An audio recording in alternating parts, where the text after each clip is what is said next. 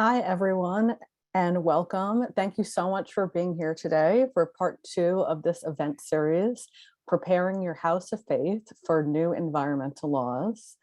Thank you to all our members and funders. Without them, we couldn't offer events like this. That includes the City Council funding we receive for these events. I'm Kate Toth, the Executive Director of Bricks and Mortals. Bricks and Mortals is a secular interfaith membership organization. Our members are individuals and organizations from faith-based organizations and the real estate community. We help houses of faith maximize their property's value and their mission by connecting congregations to experts and resources, including financial resources. We also advise elected officials and the public on faith-based organizations' needs and their contributions to their communities. Bricks and Mortals is also a member of the Partnership for Faith-Based Affordable Housing and Community Development, which provides pre-development funding to houses of faith to develop affordable housing on their faith properties. The partnership is a co-sponsor of this event today. Bricks and Mortals hosts bi-monthly membership meetings, and our next meeting is April 27th. Each meeting features a case study on the range of things that houses of faith can do with their property, and also resources. In May, we'll be launching a website to make it easy for houses of faith to rent out their spaces to community groups, artists, and others. So keep an eye out for that. And we also offer trainings and events like this. All of that is guided by what we hear from our members. So we hope you'll join us and become a member of Bricks and Mortals. Thank you again for being here for this important topic. And we hope you'll find it really useful. And I will remind you at the end again, but both this and the first event are available on our websites, the recording, as well as all the resources we provide here. With that, I'll hand it over to Bricks and Mortals board member, Taylor Aiken, who will moderate today, and he'll walk you through today's agenda. Thank you, Kate, and good morning, everybody. So my name is Taylor Aiken. I'm an architect with MBB Architects in New York City. We're a mid-sized firm that specializes in serving mission-driven institutions. And as a board member of Bricks and Mortals, we are very interested in the intersection of real estate issues and faith-based organizations. So this is the second of a two-part series that's focused on environmental laws in New York City, specifically Local Law 97 and what it means for faith-based organizations. We hope you were all able to join us last month. If you weren't, the recording of our last session is available on the Bricks and Mortals website. I'm sure Kevin can drop that link in the chat. Both the slideshow and the recording of the conversation are there. So the first session last month was really focused on familiarity with the law and understanding the particularities that apply to faith-based organizations.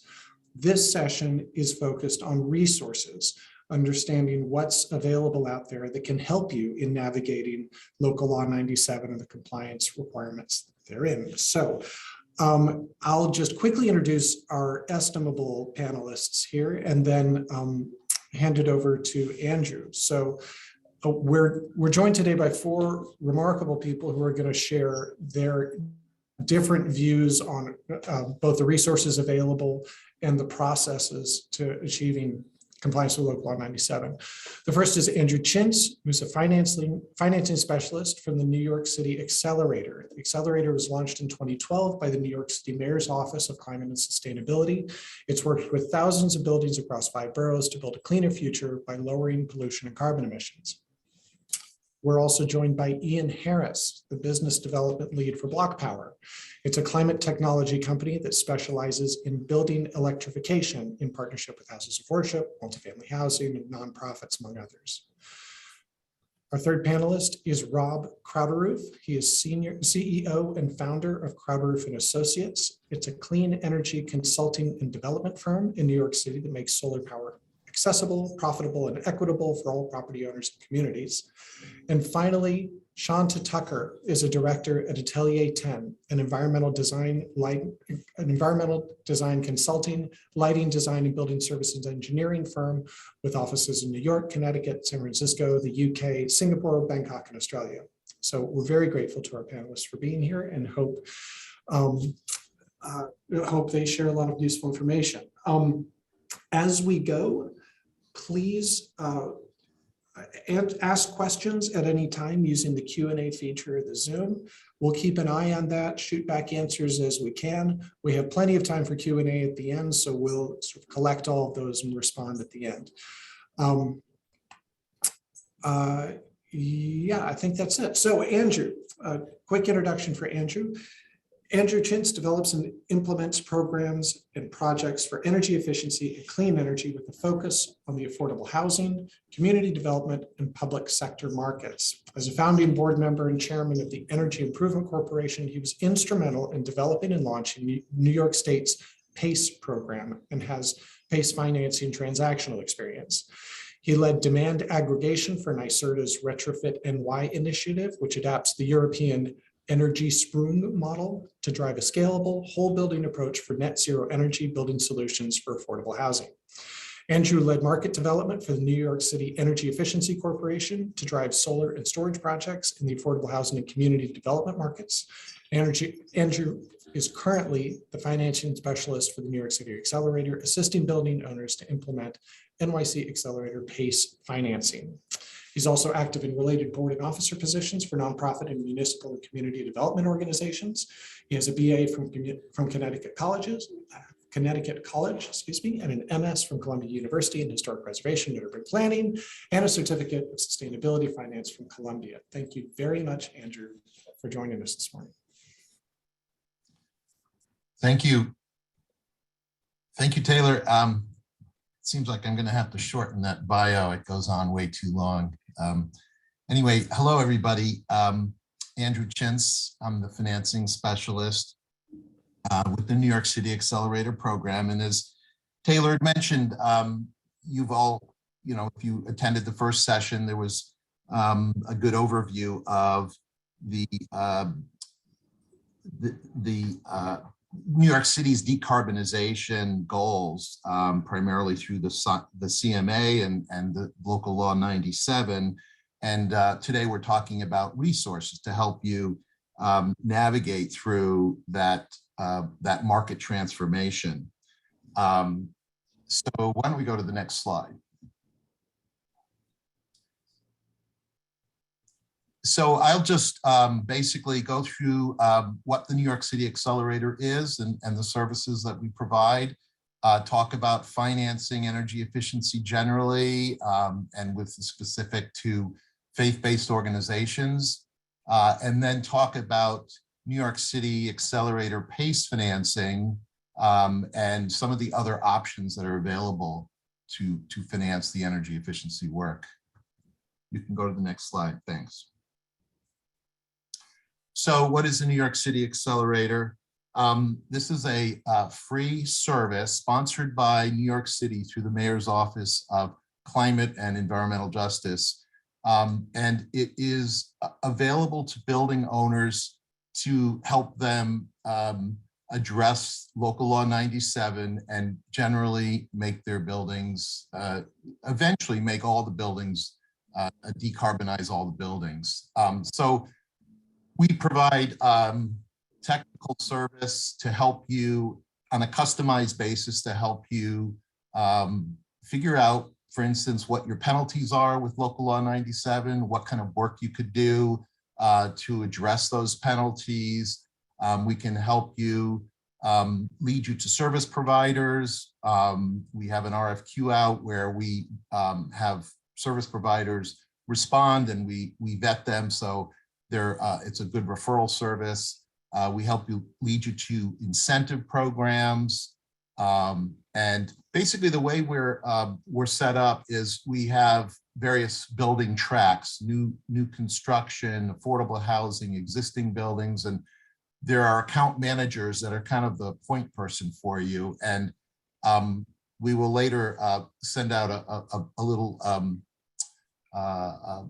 a survey that you can respond to, and we can connect with you and start providing these services. So in addition to these account managers, we have specialists that are brought in this conversation. I'm the financing specialist, so I get brought into the conversations when you want to talk about financing.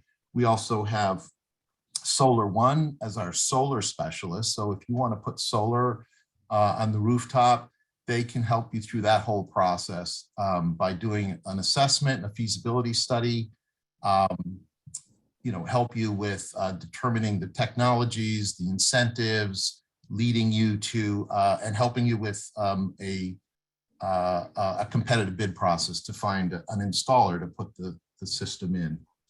You can go to the next slide, please. So who's eligible? Any building owner with a building that's larger than 5,000 square feet. Basically, all of you in the audience are eligible for using New York City Accelerator. If it is a smaller building, which doesn't really apply here, that's more for single family homes, it gets referred to other organizations. And as I said, you just get in touch with us and we'll have a survey later that you can respond to, a question that we can get connected right today. And again, this is a free service for the building owners. Go to the next slide. So just a little bit more on our focus here today. So this group of faith-based organizations, is my understanding, is we have different types of building typologies. We have the actual houses of worship. We have ancillary buildings, which might be housing. And then there's some of the organizations, as I understand it, are sponsors in affordable housing projects. And so what we will do when we start working with you, and especially on the financing side, is we really need to understand your specific kind of structure of ownership, and really more what the financial structure is. And with this group, it's pretty diverse in terms of the kind of ownership or financing structures that are out there. There can be something like the Archdiocese, which is very large and owns hundreds, maybe even thousands of buildings, and has very strong financial resources and a balance sheet. As then at the other end of the spectrum, it could be just a single church building where they don't have any revenues, they don't have a balance sheet, they rely on fundraising for any capital improvements. And so really, for us to start helping you with the financing, we really need to understand that. So again, I encourage you to reach out to us.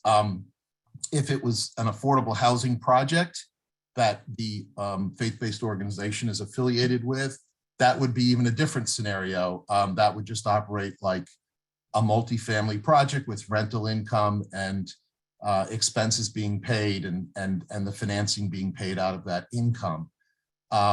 So these different financing options are going to be dictated by this ownership and financial structure.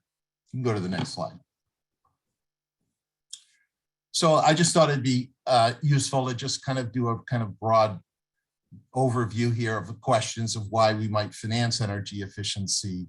Obviously, if your building's over 25,000 square feet and you're affected by local law 97, and some of the organizations do have other prescriptive pathways and potentially delayed requirements, but still going to need to address local law 97 requirements. So the financing not only address these penalties, but it's a good way to look at this is, there's some long-term financing available, which can help you kind of take a bigger view, bigger picture, because we're going to be, local law 97 is decarbonization up to, the end goal in 2050. And so you'll be needing to do more work to get to that goal, and financing can help you do that and potentially do it sooner. Financing can help with, larger projects. If you have projects that aren't moving forward, if there's a lot of different projects in a different, several different properties, it's another reason to use financing. Also, if you finance the work, you don't use existing reserves that you can use for other capital needs. If you do kind of combine, the financing can possibly be combined with the energy efficiency work as well as other deferred maintenance in the buildings.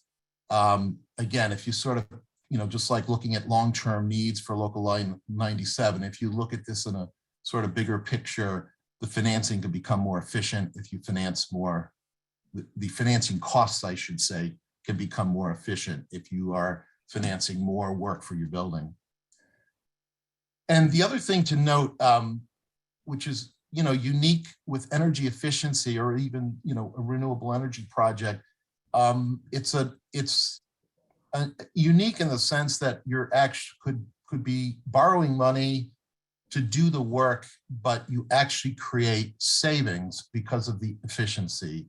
And so it's something where you could not only maybe cover the cost of the financing, the payments that you have to make, but you could even exceed the cost of the financing and have additional cash flow for the building. So something else to keep in mind for financing your improvements. You can go to the next slide. So when the city passed Local Law 97, they also passed Local Law 96, which was created to establish a PACE program, PACE financing program.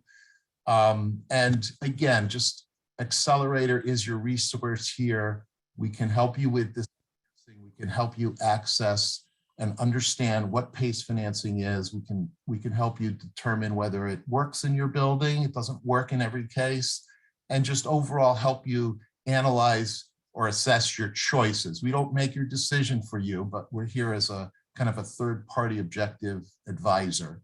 And if PACE doesn't work, we have other options that we can also help you with. Go to the next slide. So I'll talk more now about what PACE is. So PACE stands for Property Assessed Clean Energy Financing. And really what it is it's kind of an old financing tool, a municipal financing tool that's been used really back as far as hundreds of years ago. It, I believe, started in Philadelphia with Ben Franklin, and it's similar to how assessment districts, special assessments are finance public improvements. Usually, if you're in a district and you get a charge on your tax bill to pay for a public improvement that was financed probably through a bond issue, that public improvement benefits everyone in the district. Everyone gets assessed the charge. And basically that's what PACE is. It's not a district. It's on a voluntary basis, and it isn't a public improvement like a fire district or a water and sewer district. It's for your particular building. But the difference is that we have determined that reducing greenhouse gases is a public purpose. And so that's why PACE legislation has been authorized now in about 36 states, I think. There's about 12 programs around the country that operate PACE programs. So PACE is for energy efficiency, renewable energy improvements. It's paid back through an assessment on the tax bill. You can go to the next slide. But what are the benefits of PACE financing? It's fixed rate financing and can finance 100% of all of the work, again, related to energy efficiency or renewable energy. I will note also that you can actually finance related improvements, ancillary improvements, if they are related. For instance, if you're going to put solar on the rooftop, but the solar needs to be usually relatively new roof, I believe no older than 5 to 7 years, you could finance a new roof with the PACE financing as well. So it does allow that 100% financing, and it's long-term financing, and it's based on the useful life of what you're financing. So if it was solar panels or windows or a new boiler system, those have a long life. So it's the average of all the elements that you financed on the weighted basis that determines the term of the financing. And as I mentioned earlier, the work that you do, if it lowers your utility bills because of efficiency, those that can lower the expense, the energy expense, as well as other expenses like potentially maintenance and other operating expenses. And you could even possibly create some positive cash flow. Of course, PACE, this is a way to improve your energy efficiency score and help you comply with local law 97. The other kind of feature of PACE, and this may not be as relevant in some cases, again, it depends on the building typology. Certainly it would for affordable housing, but if you were to sell the building, there's no requirement to pay off the PACE loan. It's just a tax on it's a charge on your tax bill. It gets transferred to the new owner, just like every other tax or assessment charge, and they continue to pay it and receive the benefits. The other thing to note here is that the guidelines with New York City PACE, New York City Accelerator PACE financing, which it's technically called, allows you to finance work you've already done over the past 3 years. So if you recently did some improvements and you're going to be, I wouldn't do PACE financing just for that, but if you're going to be doing a PACE loan for future work, you can add in and sort of refund or refinance the work you've already done. Again, making the loan more efficient, maybe more cost effective. You can go to the next slide. The requirements for PACE financing is that you need an energy audit, an OSHRA level 2 or 3 audit, and that will dictate what you can finance with PACE. If it's a solar rooftop solar project, then it would be a feasibility study that would be required. If you have, because this is a tax charge and it's paid on a priority basis, senior to a loan, a mortgage loan, you do need to get a consent from your mortgage lender. Again, we need to really get into the details of your building, whether you even have debt or not, and we can discuss all these on a case-by-case basis. The other requirement is that you need to pass what's called a savings to investment ratio, an SIR that has to be greater than 1.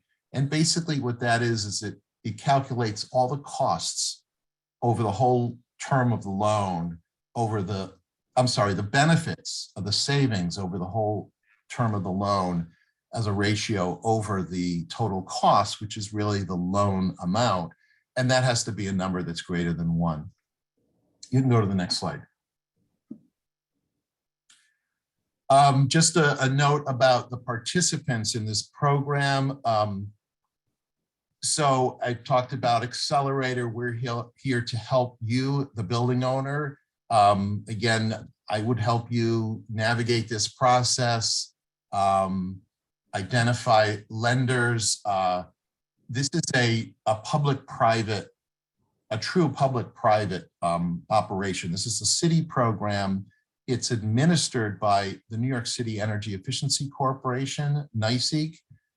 They're contracted by the city to be the administrator, but the lenders are private companies that are approved by NYSEG to be a lender in this program.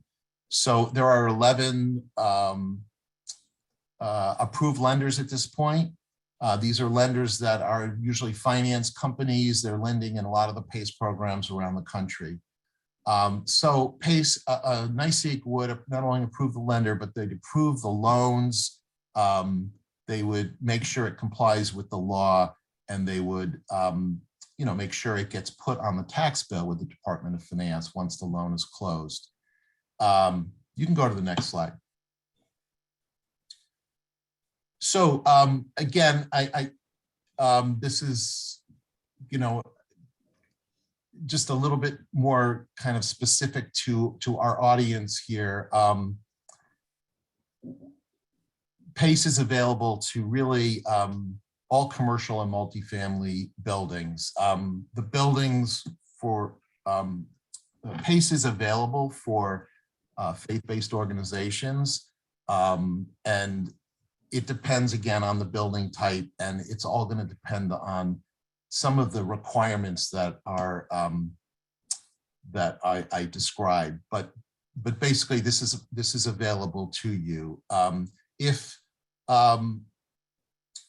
it is an affordable housing project, that can be challenging because of the mortgage lender consent issue. It can sometimes be an issue for affordable housing. Depending, as I was talking before, about the financial structure of the particular building type, if it isn't a revenue, if there's no revenues coming in, a PACE lender, just like any lender, is going to need to see how is the loan going to be paid back. If the loan is for a smaller building, that can be challenging because PACE lenders have a minimum size limit of 500,000. So my point here of this slide is just that, and again, not to be repetitive, but we need to just talk to you individually about your specific case and just to see if PACE can fit. But there are different reasons why it may or may not fit depending on the building type. Go to the next slide. This is just a visual, a roadmap to show you again how Accelerator as a resource can help you with PACE. As a building owner, you come to Accelerator, you would get assigned to an account manager who's your main kind of point person on all of the elements that we help you with. And they would bring me in as the financing specialist. Obviously, you can just come directly to me too if we want to just talk about PACE. I'm sorry, just talk about financing. And so once we're engaged with you, we provide, we would connect you, we would show you the list of approved lenders, you would start working with them just like you would with any kind of a loan process. They would do an application to NYSEC, which would get approved, and you would go through, the terms of the loan are really specific to the lender in terms of the rates and the term. Well, the term is directed by the law, as I mentioned. And, some of the items are driven by the law, but many of them are driven by the individual lenders. So I would just sort of stay on the sidelines to be as much or as little involved as you would like, just to be, again, your sort of advisor. And so NYSEC would then, once the loan is closed, they make sure it gets put on the tax bill, and the tax bill comes out. The charge would be twice a year to the building owner. You can go to the next slide. So as I mentioned, that there are these requirements with PACE, and not all the buildings are going to fit. It's what's required. Maybe the loan is too small, whatever those requirements are. If it doesn't, we have another product that we're developing. And basically, the Connecticut Green Bank offers PACE in Connecticut, and they were an early adopter. They've been doing it for probably over 10 years. They came across these issues where PACE didn't always work, and they've created what they call Catalyst Loan Program. And we're in the process of bringing that to New York City. And basically what it is, it's kind of like PACE, but it's without that tax lien, which can be the challenging part. As I mentioned, with affordable housing, the lenders will not allow a PACE lien in front of their mortgage lien. So Catalyst kind of meets a lot of or addresses a lot of the problems with PACE. It's long-term. It is also for energy improvement and renewable energy. projects, but it also includes health and safety. It's a lot for multifamily housing, but they will also finance nonprofit facilities, which includes faith-based organizations and their properties, including the multifamily affordable housing properties. So it is something that you can use for affordable housing where PACE can be problematic. It also will do loans as small as $50,000 as opposed to the $500,000 limit for PACE. You can go to the next slide.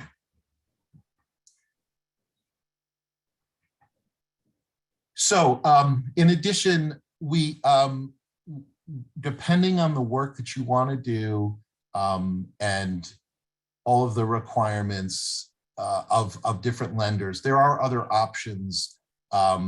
And, again, we can walk through these in more detail. I just wanted to kind of show them here, but it's really best if we talk individually about your particular situation. But the New York City Energy Efficiency Corporation, as I mentioned, was the administrator of the New York City Accelerator PACE program. They're also a lender. They're a local green bank, and they will lend on energy efficiency projects.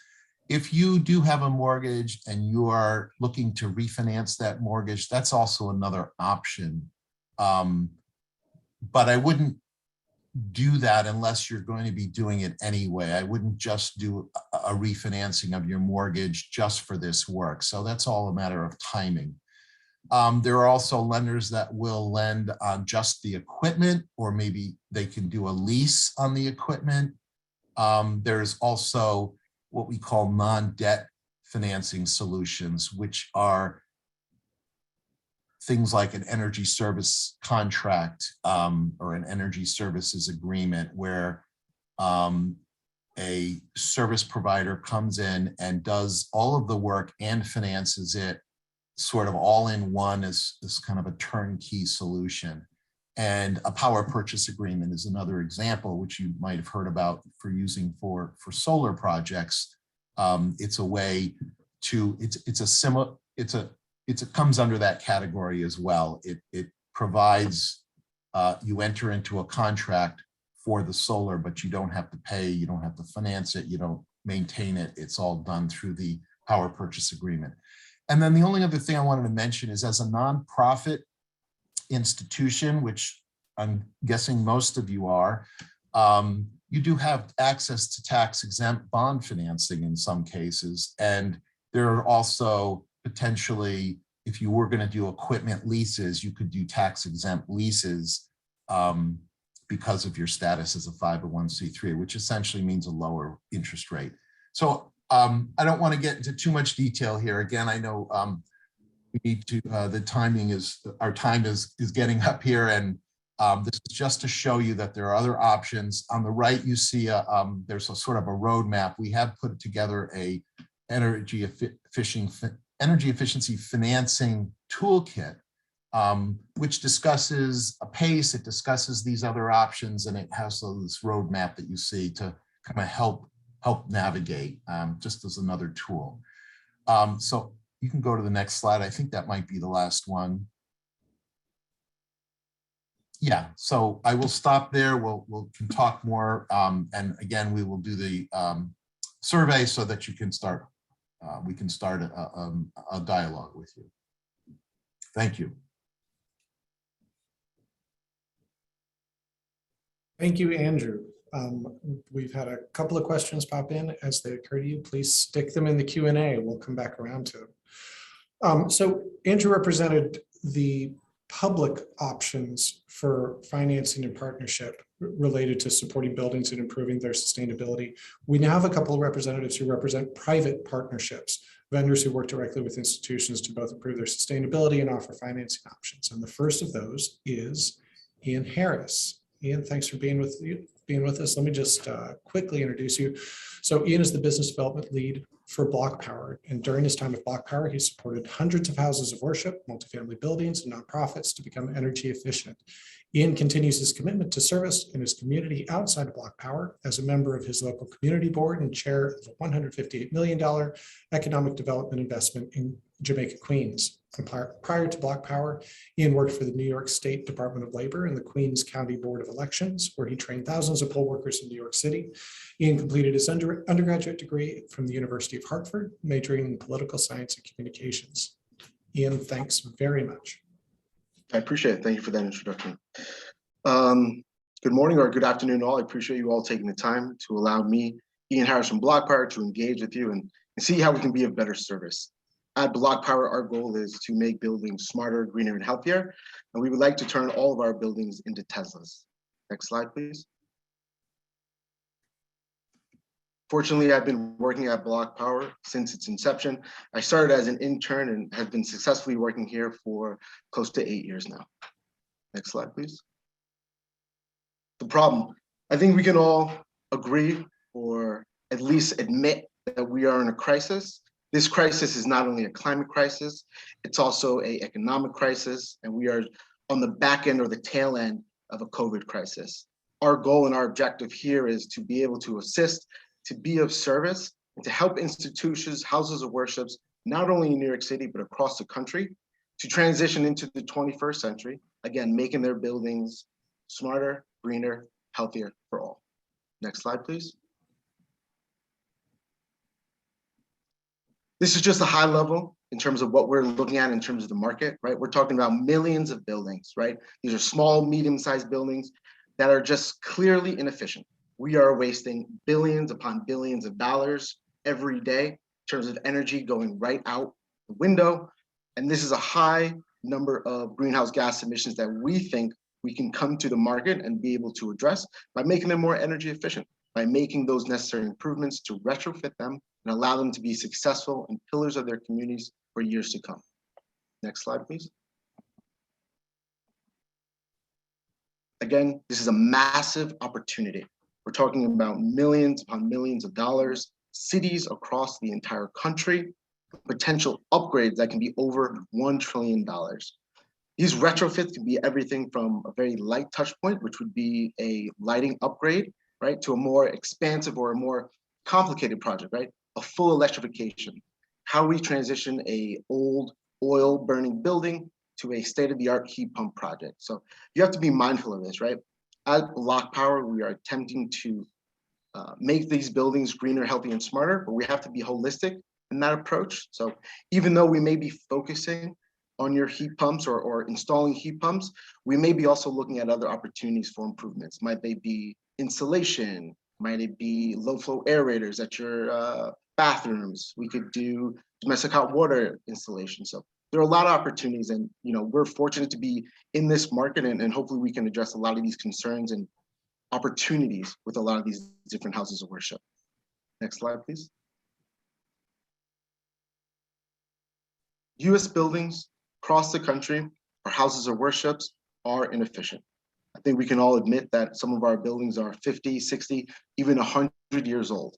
One can only imagine what we may be seeing when we do begin the construction process or even the analysis process, right? What we're seeing is a disproportionate sort of consumption from an adverse perspective. I mean, these buildings are just inefficient across the board. These buildings can have a lot of improvements that can make them more energy efficient, that can make them healthier for their parishioners, for their congregations. The last thing we want to do is, as representatives and pillars in our community, to be providing an unhealthy environment, right? We want these organizations, we want these institutions to be around for years to come. We need to help them to make the necessary investments and retrofits to allow them to be successful. Next slide, please.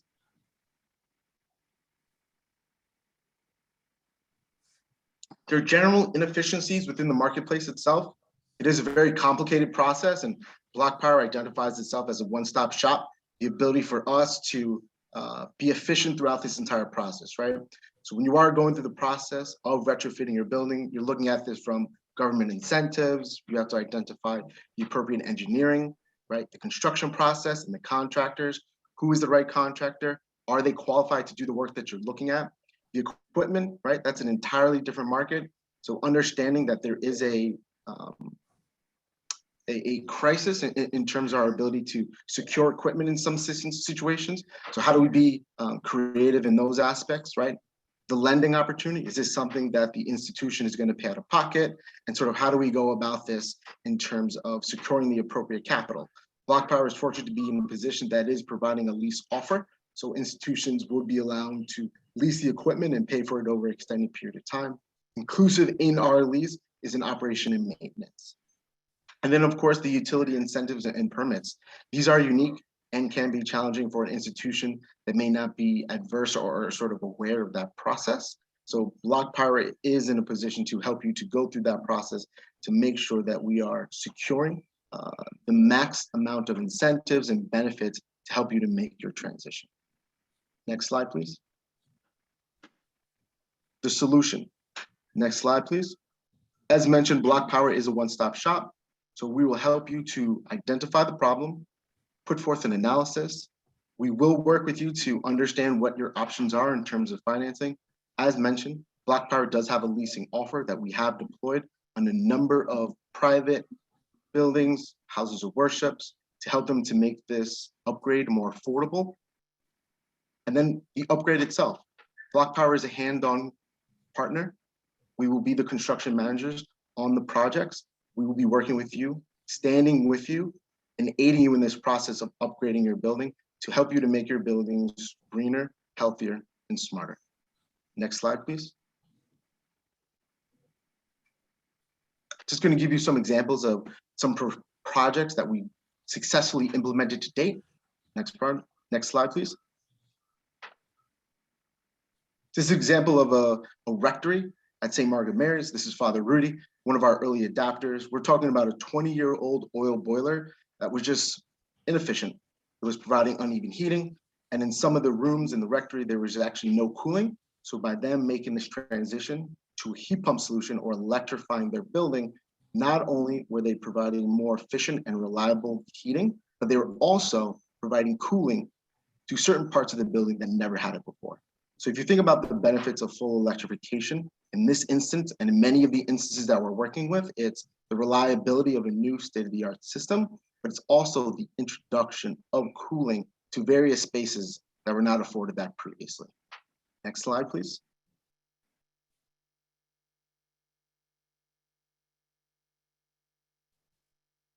Next slide. Thanks. St. James Episcopal Church, this is a newer project that we're, sorry, one more back. Thank you, Kevin. This is a project that we are in the beginning stages of actually construction right now. This institution understood that there was a great opportunity for them to actually retrofit or sort of rehab the entire building during these COVID months. So they were doing a full-scale upgrade of their entire building. Block Power is just one of the partners on this endeavor. So we worked very closely with them to be able to assist in terms of providing them with an upgrade with their new state-of-the-art heat pump system and full electrification. This work is a long-term partnership. This is an institution that is leveraging our leasing offer. So we'll be in partnership with this organization and institution for the next 15 years, providing annual maintenance and operation. Next slide, please. Here's an example of a sort of smaller property that is in conjunction with a larger house of worship. This is a parsonage of a larger church in central Brooklyn. This just generally had inefficient heating.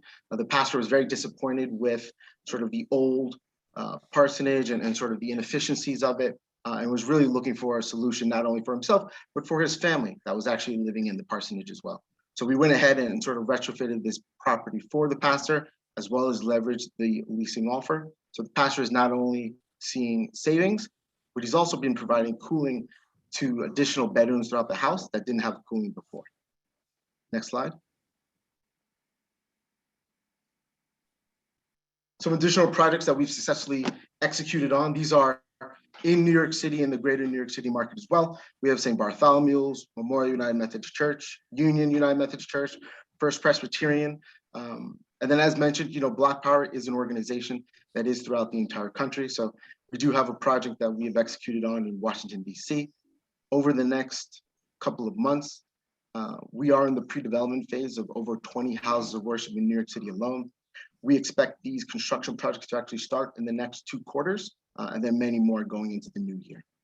These buildings are going to vary in size from your smaller types, from maybe your 20,000 square feet, to some of your larger properties that can be 40, 50,000 square feet. You know, a lot of this is in relation to what we're going to do to assist with Local Law 97, and full electrification is something that Block Power firmly believes in. How can we transition these houses of worships, these institutions, these pillars of our community off of fossil fuels to allow them to be greener, healthier, and smarter? Next slide, please.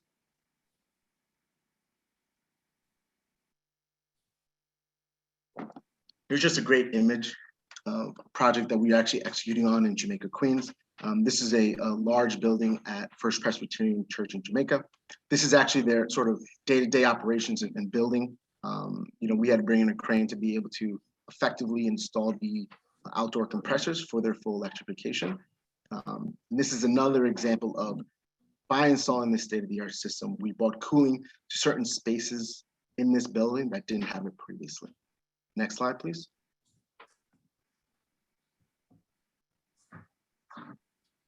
Again, my name is Ian Harris from Block Power.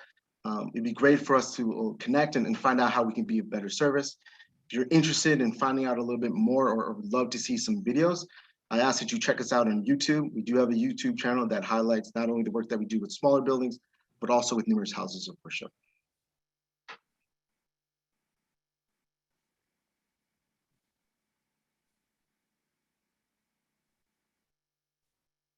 Thank you. Appreciate it. So that was one example of a private partnership that's focused on addressing building owner costs and improving performance. Our other is Rob Crowder. We're very grateful is with us. Rob leads Crowder and Associates, a clean energy consulting and development firm based in New York City. Rob's firm has consistently innovated in the clean energy field through creative financing and project development in New York and New Jersey. These creative approaches enable access to clean energy for all property owners, including affordable housing and faith-based organizations, while extending benefits to low-income households. Crowder and Associates is advancing a pipeline of more than 50 solar projects on nonprofit, faith-based, and multifamily housing sites across New York City. Rob previously served as the policy director at Sustainable South Bronx, where he supervised a team supporting clean energy, land use planning, and workforce development initiatives. While working in the Bronx, he successfully advanced legislation through the New York City Council, New York State Legislature, requiring citywide clean tech incentives. Rob holds a master's in city planning from MIT and a BA from Columbia University. Thanks very much, Rob. Thank you, Taylor. It's a pleasure to be with you today. I run a clean tech company that is focused really from beginning with on-site renewables, and that extends into energy efficiency. Next slide, please. So we're a mission-based development and consultancy for solar, battery storage, and energy efficiency. The focus for us really is what's the right deal structure for you as a house of worship. And we've worked with nonprofits across New York and New Jersey for the last 8 years.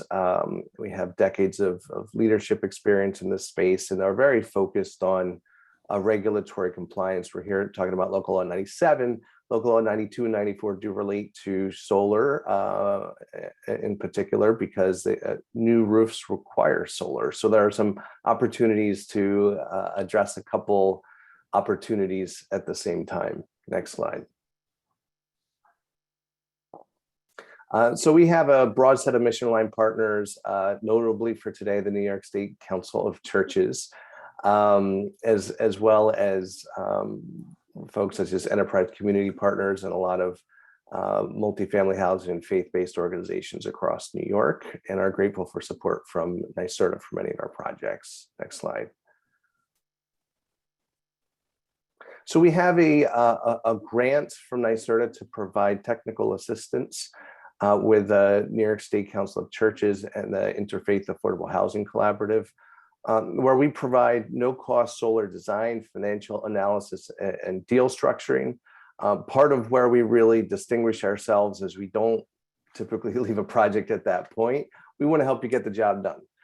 So we'll facilitate procurement, be on site during construction, ensure that the project is properly commissioned to make sure that projects are completed and that time and effort is something that we can take care of for you. We also have a source for pilot project grant funding for battery storage, so we can look at on-site resiliency. I'll talk more about that later on. And we provide assistance on the owner's rep side for energy efficiency as well. Next slide. So let's talk about deal structures for a minute with solar PV. Solar's interesting because tax credits come into play, which of course nonprofits cannot take advantage of. So you can look at self-finance projects as compared to third-party finance projects. Self-finance projects, property comes, of course, out of pocket and gets to reap the full financial reward, and can bundle with additional capital improvements. This is a very exciting opportunity when you look at some of the financing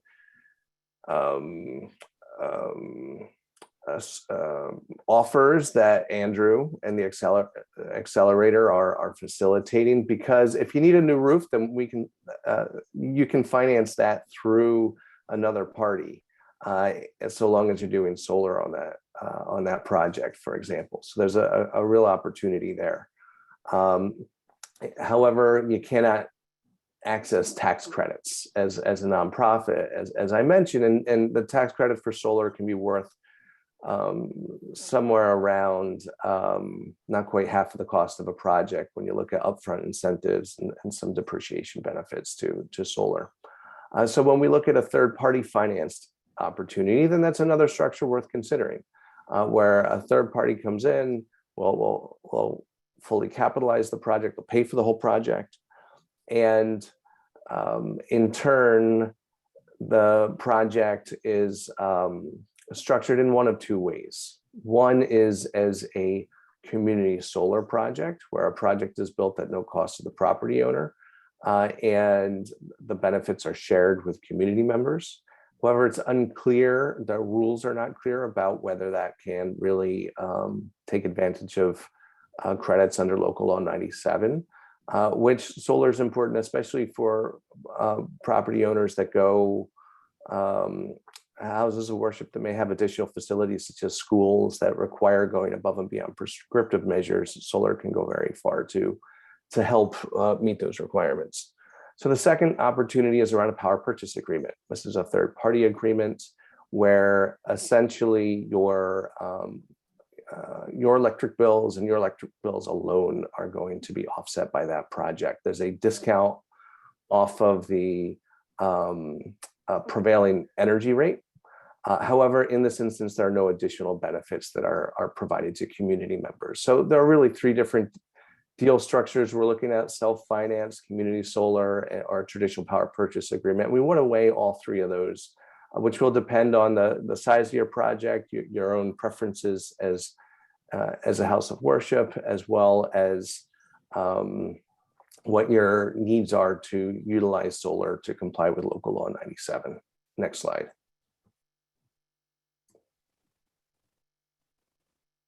So with energy efficiency, then we want to come in and help you think about the different types of deal structures that make sense for you. So we'll work side by side with the accelerator and really help you ask the question, well, is this a project you want to pay for yourself? Which type of debt source may you want to take advantage of? Should you come out of pocket? Do you want to go more with like a third-party financing option like Block Power is offering? So through this process, we'll also, of course, look at, well, how do the say prescriptive measures that are required for energy efficiency, how can those also leverage technologies such as solar and battery storage? And we look at everything as a bundle, both at the building level, and perhaps you have a couple buildings, Some may trigger local law 97, some may not, but we want to look at everything together to the extent possible so we can leverage economies of scale. And you're putting in the time and effort to improve one building, maybe for not much more energy, you can actually upgrade a portfolio of buildings at the same time. Next slide. So let's talk about a couple case studies. Next slide. Here is a solar project built on, it says affordable housing, unique people services. So similar issues such as a house of worship would come across. They did not have the capital for the solar project themselves. They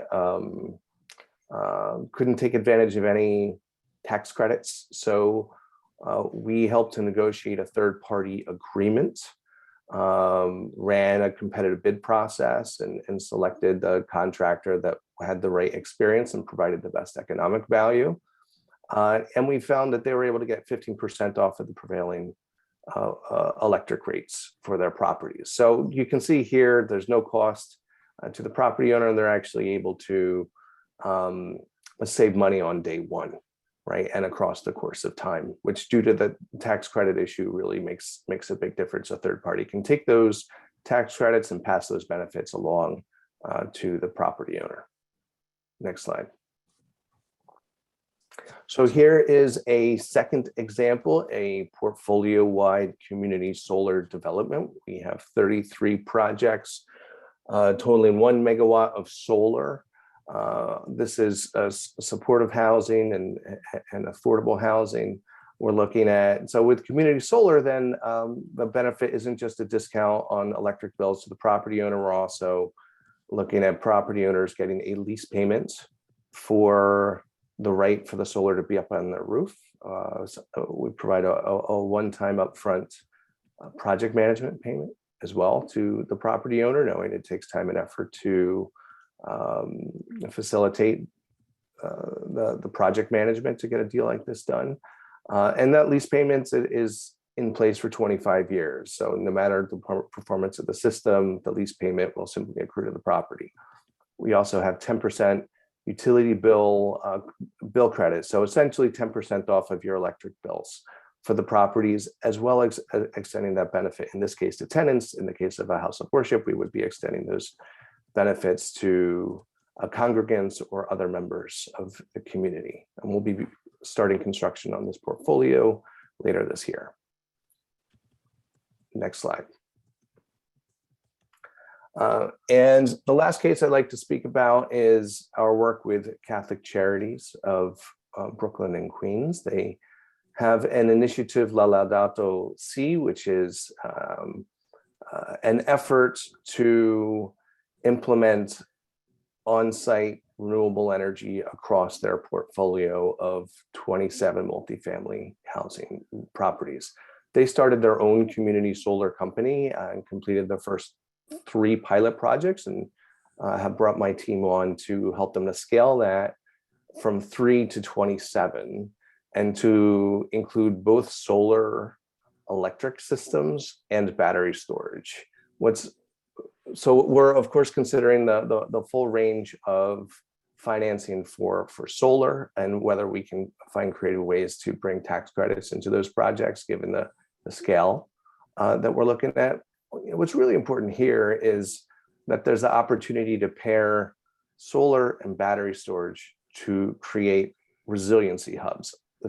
A lot of these projects are senior housing, and solar alone, if the power goes down, is not going to provide any backup power. You're out of luck. Battery storage, if designed appropriately, can allow for a certain amount of electricity to predetermine loads. So you can say common area lighting, say elevators, we can spec it out. When the grid goes down, we'll provide backup power. So it was 120 degrees out in the West Coast this last year, right? What happens when that happens in New York? We know that the most vulnerable communities in New York are going to be impacted the most. So here we can be proactive and create these community resiliency hubs across the city, and Catholic Charities is really leading the way to make this happen. So at that, I will leave it to Kate and Taylor and the broader team. Let me know if you have any questions. Thank you, Rob. Thanks very much. And questions are coming in. Please keep putting them in the Q&A. So our last panelist today is Shanta Tucker from Atelier 10. And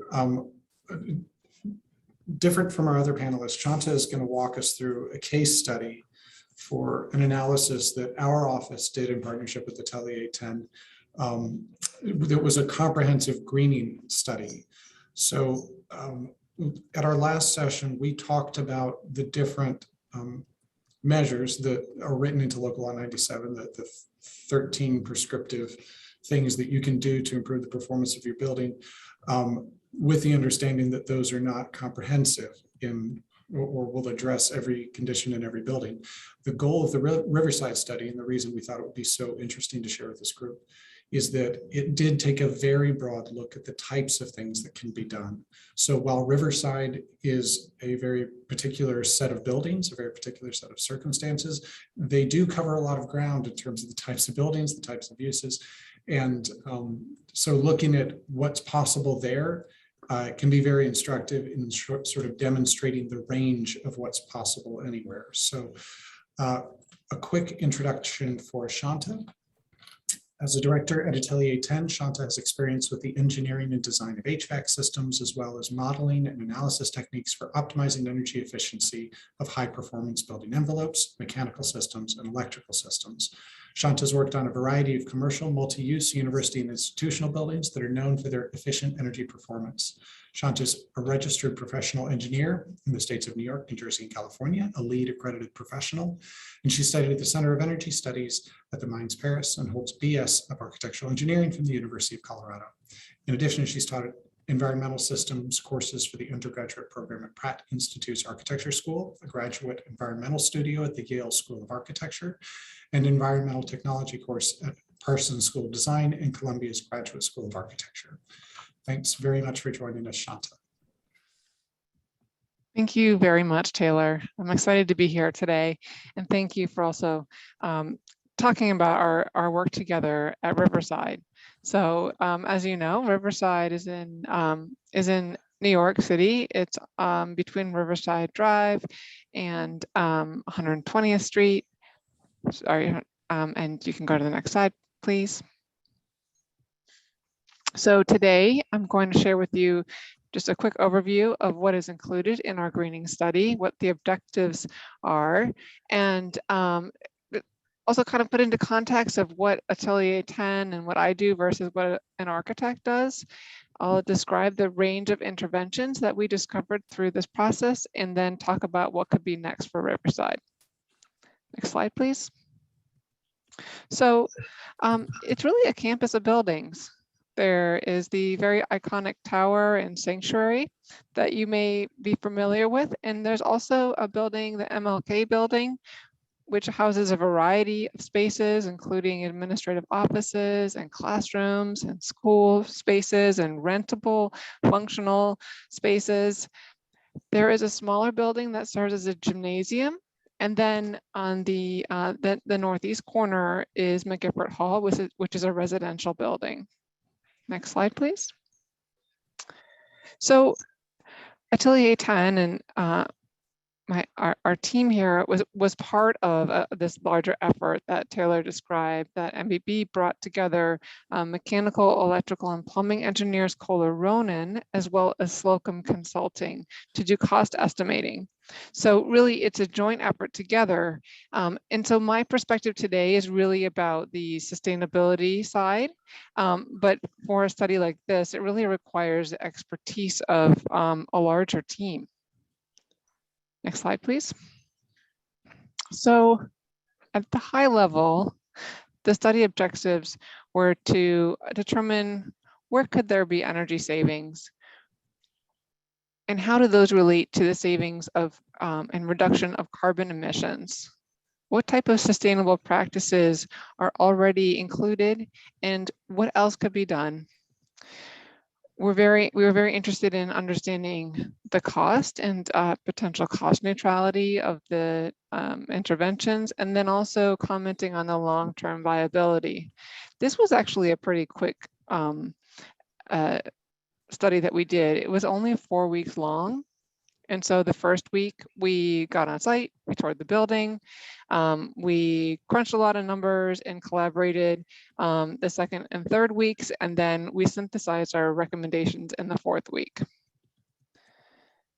Next slide, please.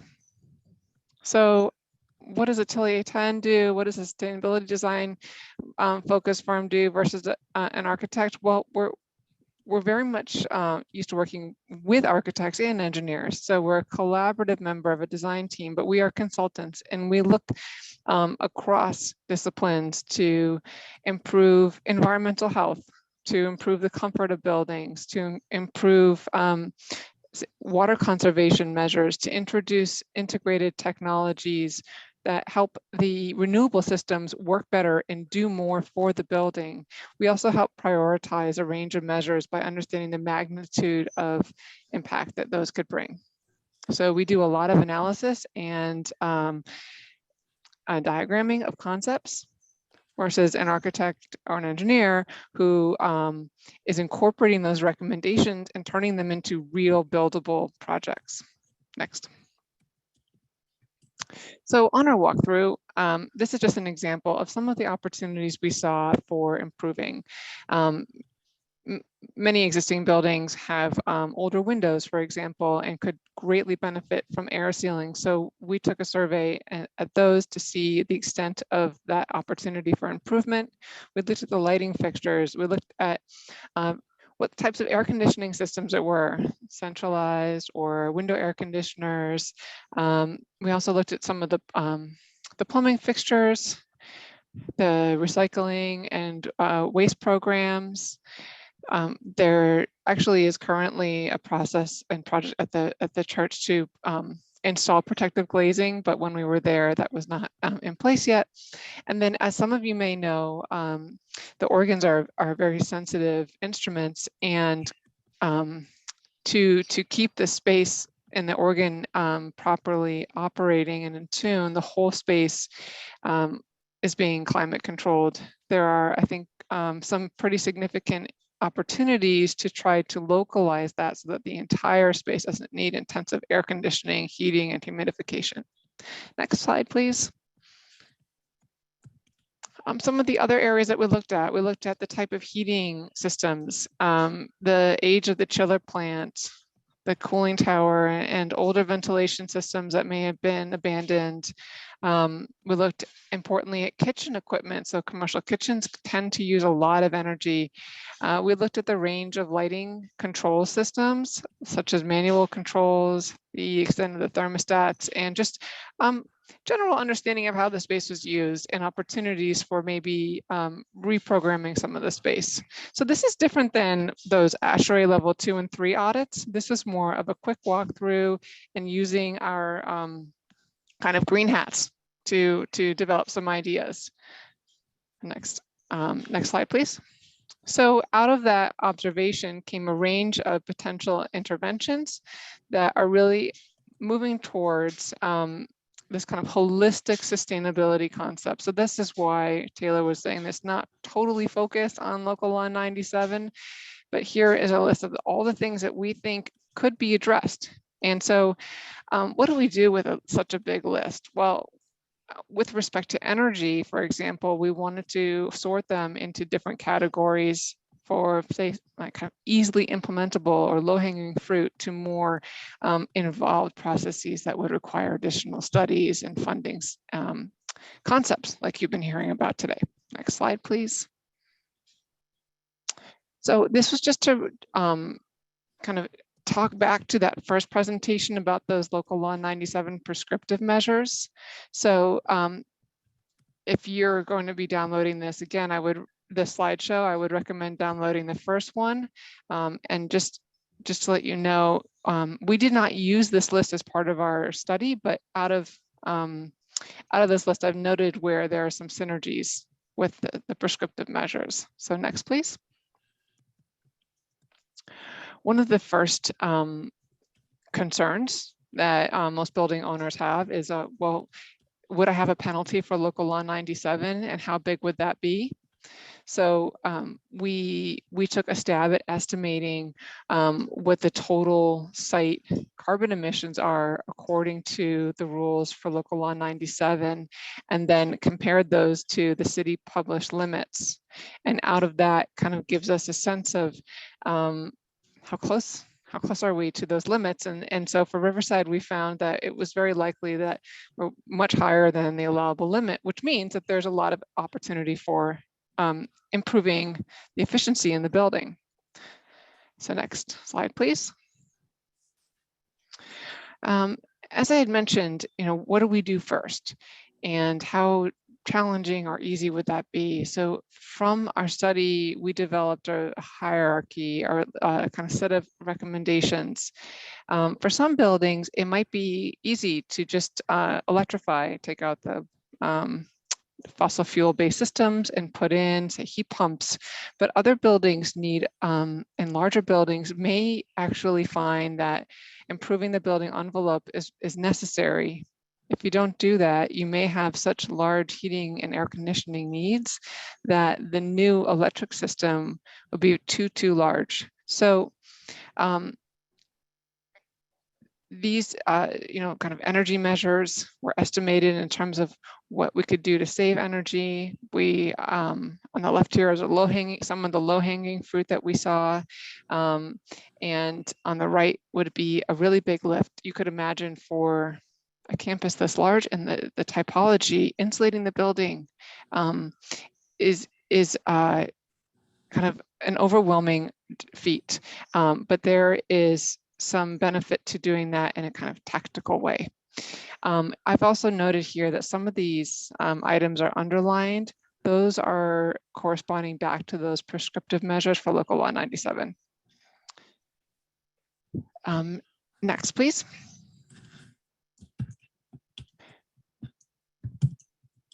So we divided up our improvement concepts between the different buildings. So this list, for example, shows what we found for the church and MLK. At a minimum, we found that there could be a lot of energy reduction measures that could be achieved through replacing double glazed windows, sealing the any kind of broken glass and frames, upgrading the lighting, adding in energy recovery, replacing any kind of interior equipment with high performance or energy efficient Energy Star appliances will go a long way, as well as we recommend having a look at new equipment for the catering kitchen that is would be state of the art in energy savings. We also looked at kind of non-energy opportunities with respect to creating a healthier air quality on the inside. So green cleaning, expanding the recycling signage and receptacles, thinking about entering into some kind of composting program with the kitchen. These are the types of things that maybe a committee together may want to talk about when they say, how could we have a greener campus? How could we have our values around green be measurable and visible when we spend time on the campus? Next, please. Then for McGifford Hall, which is the residential building, we had a slightly different list that's customized to that building because it's a residential building. The opportunities are really focused on improving thermal comfort and reducing the energy bills, in addition to repairing ventilation systems. So here we had a list of baseline recommendations and then optimal measures. And the optimal measures were really kind of pushing the envelope, looking at goals such as Passive House, which some people may have heard about, which is a deep energy savings process for renewing buildings. Next, please. And then campus-wide, we looked at, well, how could we take advantage of the interconnection and just the size of the property? There were a number of bigger opportunities here, but I just want to focus on one of the early questions, actually two of the early questions. One was, could they go geothermal, and could they install PV somewhere on the campus? So that's what I'll kind of focus on next here. Next slide, please. So just taking a step back, we started looking at, well, where could we put solar? Where does it make sense to look into? Is it worth it?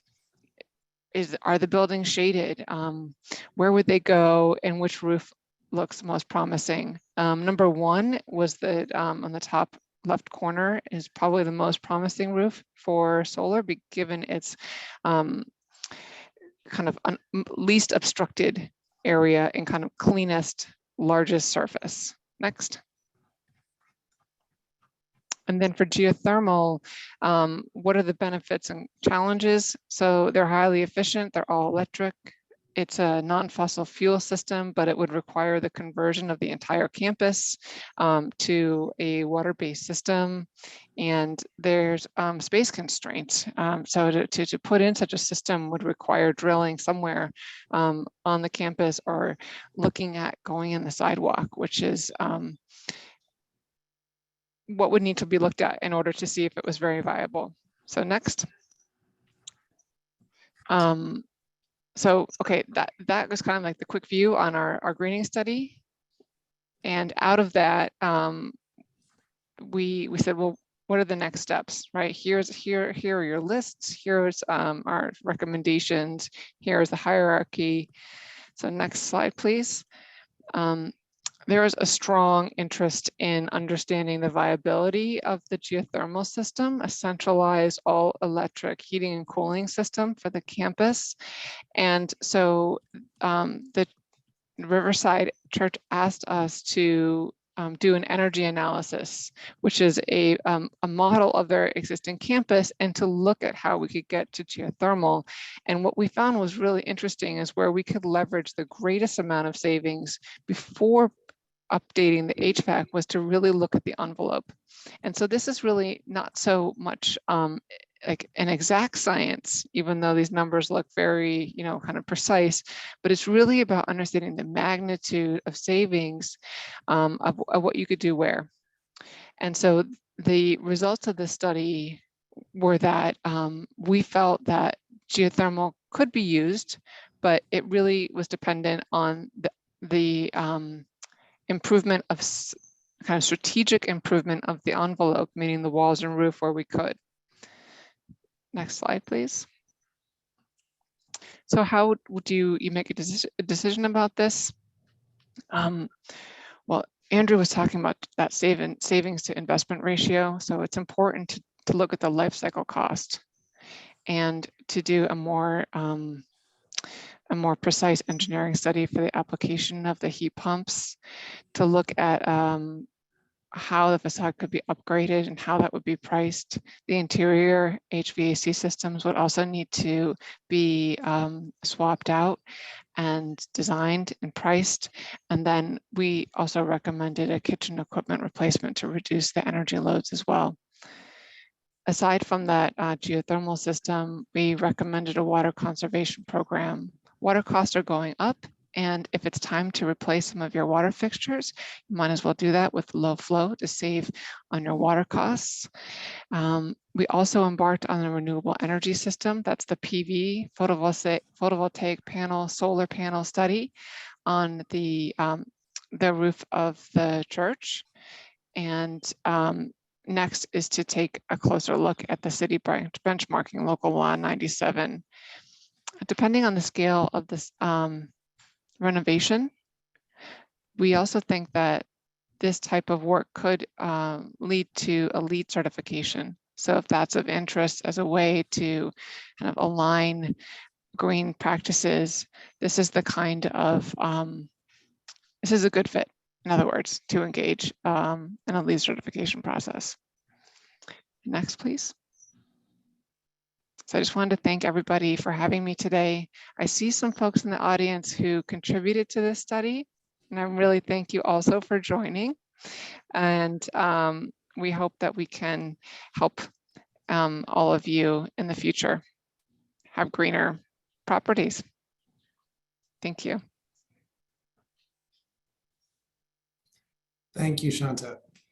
And thanks to each of you. And one person who's here on our panel, but we haven't mentioned yet, and a tremendous thanks to, is Meda Brzima, who organized both of these events. Meda's an architect and planner with the Architecting Collective for Community, Culture, and Environment, and is on the faculty of the Pratt Institute. We're very, very grateful for all the work she's put into this.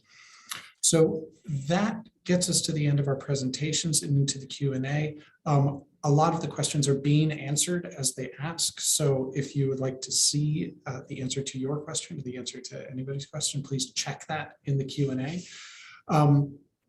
But we have just a few minutes for a conversation about this, since we have all of these remarkable panelists with us.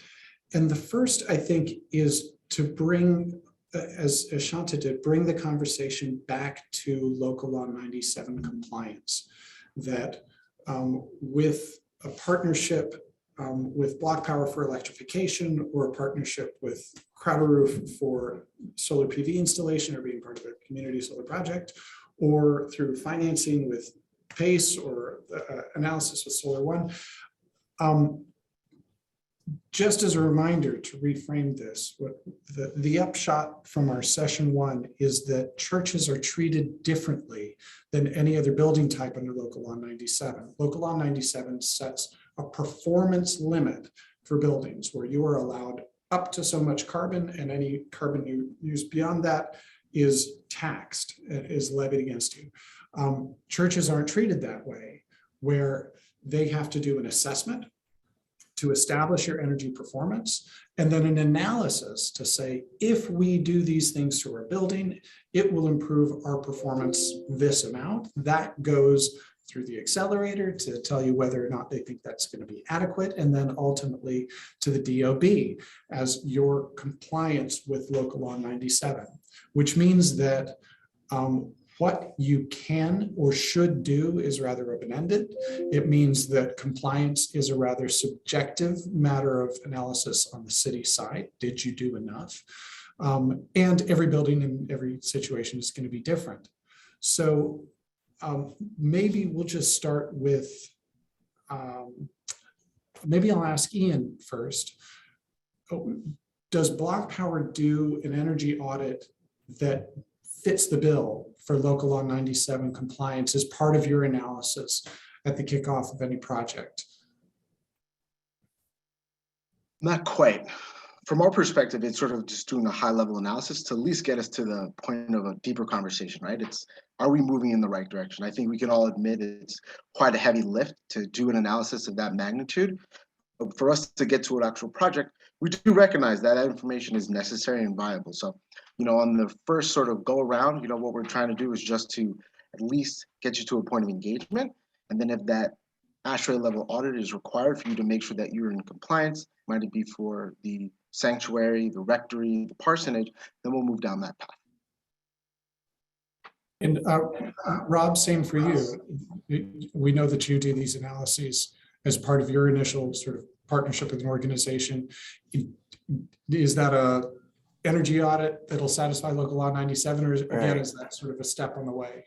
Right. So there are two things that we do, but to first directly answer your question, Taylor, then yes, and this is something that through our collaboration with the New York State Council of Churches, we've spoken about in quite a bit of depth, that we don't in-house conduct energy audits. Just to be clear, that's not what we do.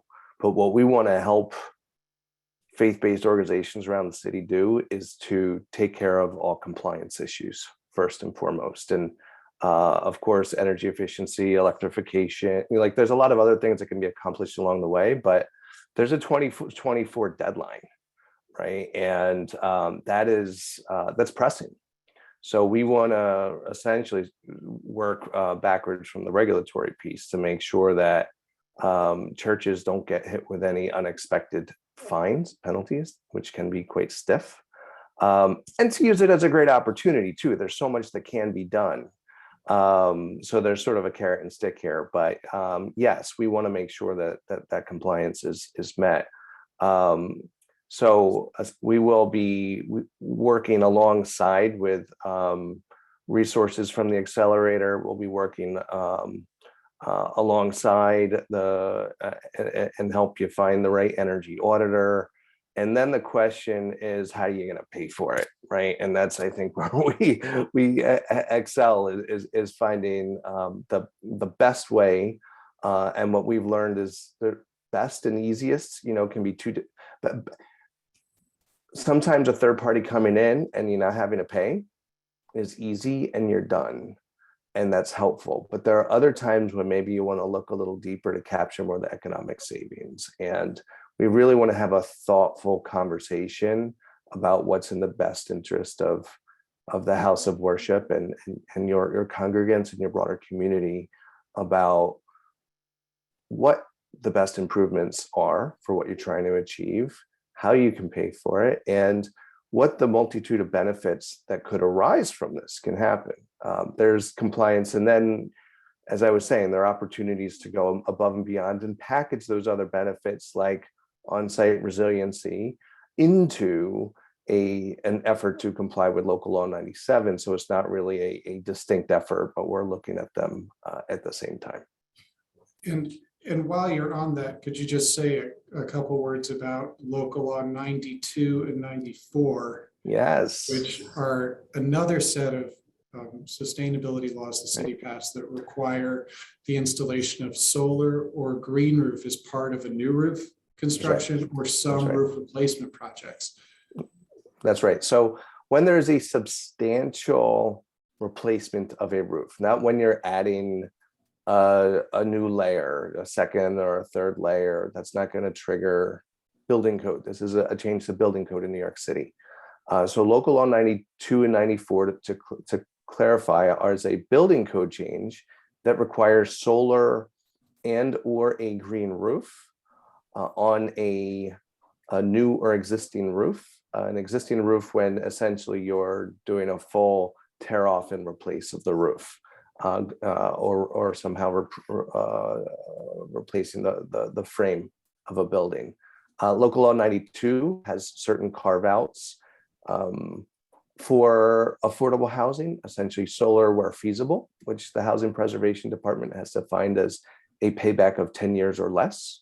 And local law 94 is really every other building in New York City. So for that, we need to take a look at your roof and consider where the required roof area is that would require a green roof or solar. Essentially, from an economic perspective, you're always going to want to do solar. We can show you the numbers. We've done green roofs as well. We love green roofs. It's unfortunate there are not better incentives for them.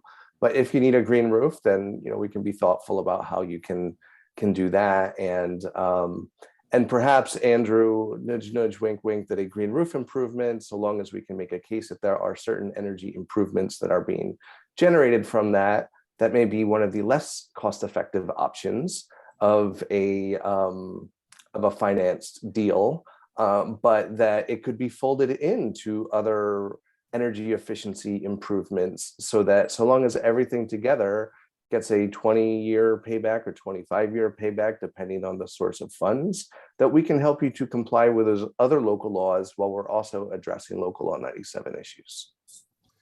Taylor, I just wanted to quickly point out, since local law 97 requires an energy study, that those houses of faith that have energy bills of less than $100,000 a year can take advantage of a very, very low cost program that we actually covered in our last local law 97 forum, and you can check the recording of that. And that is called the Green Jobs, Green New York program. And so in other words, that is very, very low cost way of getting this energy study that's required. That's right. And to be clear around all of the solar feasibility study work that we're doing, as well as early stage energy efficiency technical assistance, and we have grant support from the state of New York and NYSERDA to assist you with that as well, in collaboration, as I stated earlier, with the New York State Council of Churches and the Interfaith Housing Collaborative. Yeah, just to follow on Rob's point, that if tried to bring this out a little bit in my presentation, but it, we have 2024. Well, there's some, faith-based organizations have some slightly different pathways, but generally speaking, we have thresholds in 2024 and 2030, and it's going to go on until 2050, until all of our buildings are electric and decarbonized. And so when you're looking at the financing for a few things, and this is where PACE can come into play, is, having this long-term financing and consolidating as much of this as you can at the outset. And again, you will add in, the longer the loan goes, the smaller the payment is, and the more items you add, solar or ECMs, the more savings you can create. And you can hopefully create a scenario where you're offsetting your payment and maybe, again, creating even positive cash flow.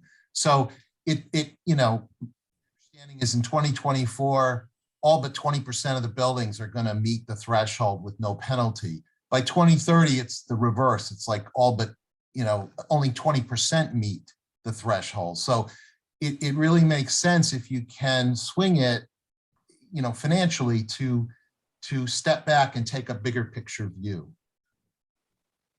And just while we're on that, could you clarify the savings to investment ratio? Does a 1.0 mean that it's a break-even prospect over the life of the loan? Is that what that translates to?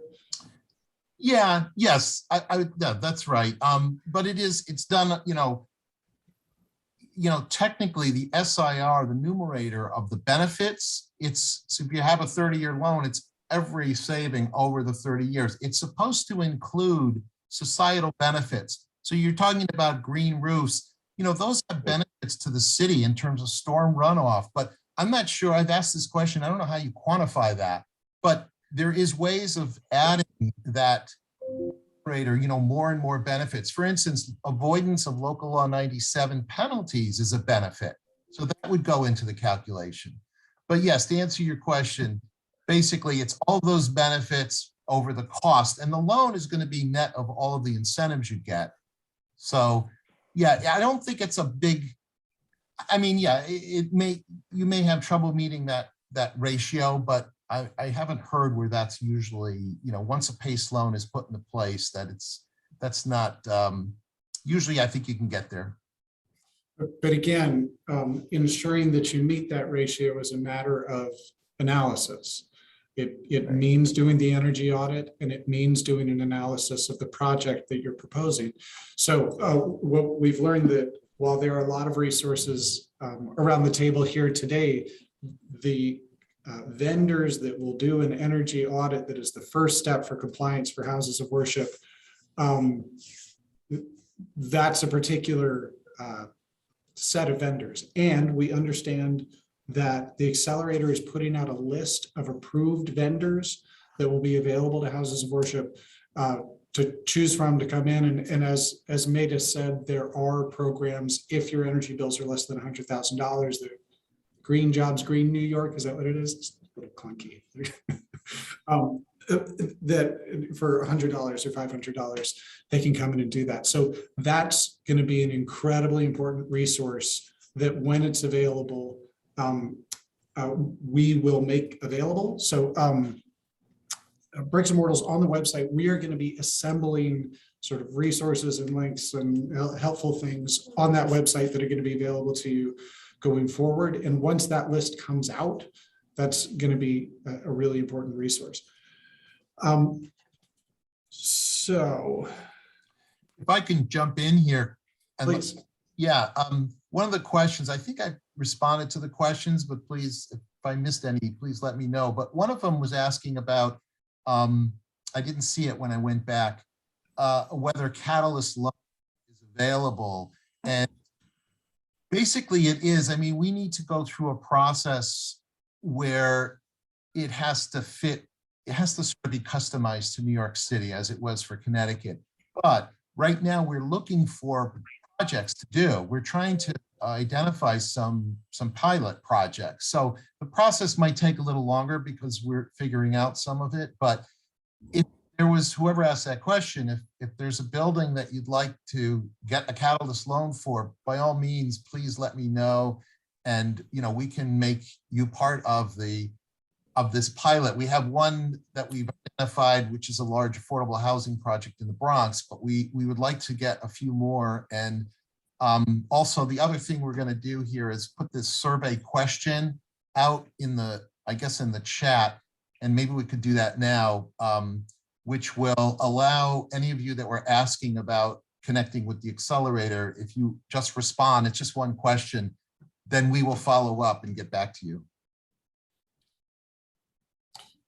So let's do a quick lightning round, closing comments. Ian, do you want to jump in first? Anything you'd like to share?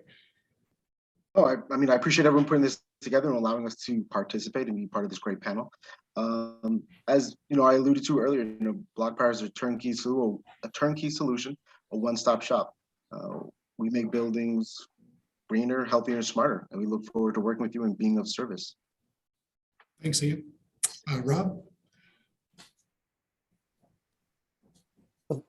To take a step back and think about why we're here, there is an important law that we need to comply with. But at the end of the day, houses of worship have missions as a congregation, missions as a member of a community. And complying with Local Law 97 provides a very exciting opportunity to extend that mission into a new realm. And we want to be your partner when it comes to not just the technical piece and the economic piece, but from the mission piece as well. So that's where we come from, and that's how we would like to work with you when it comes to Local Law 97. Thanks, Rob. Andrew? You know what, I just want to say, I think it's really great. Thank you for allowing me to be here. I think Bricks and Mortar is a really great organization, and I wasn't aware of it until recently. And I thank you for bringing together all of these, kind of common-minded or like-minded people that need to address Local Law 97. And I just will also say, please reach out. We are here. The city, I think New York City is fantastic, just doing tremendous work and being a leader in this space. And I know there are things we have to do. We have to work on this, and there's compliance to do, but Accelerator is free here to help you do it. And so I just encourage you all to reach out. By putting out this compliance requirement, they're also giving you this service, and I encourage you to use it. Thank you, Andrew. Shanta, the last word, and then I've got a couple of things to say. Okay, thank you so much. Just the same that the others have said, and if I just would add on, I would just really encourage everybody to bring together the congregations to find out what's important for you. For what does it mean to have a green space? What does it mean to have a healthier New York City? And what can you do with your building to reflect that? That's really our point of view when we look to that, and then we see these programs as avenues towards achieving those goals, and that will in the end make New York City all the better. Thank you for having me today. Thanks, Shanta, and to each of you. So you should have seen a survey come up that you can quickly answer while you're doing that. The last thing I'd like to say about this is that what we've heard over these two sessions is Local Law 97 is complicated. It's unique to every institution and every building, and compliance is going to be a process. The reason Bricks and Mortals attached to this so particularly as an issue that we wanted to help inform and help engage with congregations in, I'd like to call Bricks and Mortals a support group for faith-based organizations that have complicated relationships with their real estate. And with local law 97 compliance, that is now everyone. So the way through this is going to be together. A support group is different from a webinar. So the more that we can talk to each other, the more that we can share our experiences through this process, the better it's going to be for all of us getting through it. So that's what Bricks and Mortals is for. We are a place to collect and share wisdom and share information. Like Kate said, we do things like this, webinars and panels that are really about information sharing, but those member meetings where we have case studies from members that speak to each other, that's wisdom sharing. And that's, I think, sharing wisdom through the process of local law 97 compliance is the way through it. So as wonderful as it is to have experts on, to have this information shared, to get this out to this community, I think the conversation we'll have among ourselves is going to be critical to sort of the future of the viability of these institutions, the future of the sustainability of the city, and ultimately compliance with this very complicated law. So with that, I'll close it out unless anybody has any last things to say. Thank you so much for joining us. This has really been an incredible process over these two workshops. And we look forward to hearing from all of you through Bricks and Mortals and through Andrew and the accelerator. Please stay engaged as you take steps toward figuring this out. Tell us about it. We want to hear, and we want other people to hear. So with that, we'll wrap it up. Thank you very much, everybody. Thank you. Thank you as well. Take care.